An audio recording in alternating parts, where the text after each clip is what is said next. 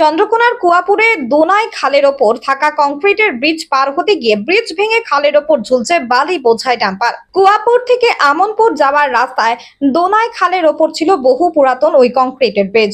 এই ব্রিজের সাথে চন্দ্রকোনা এবং আনন্দপুর থানার যোগাযোগ রয়েছে।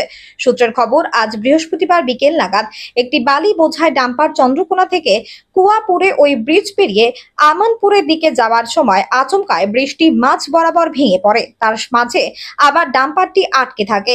পরে গাড়িটিকে উদ্ধারের কাজ শুরু করা হয়।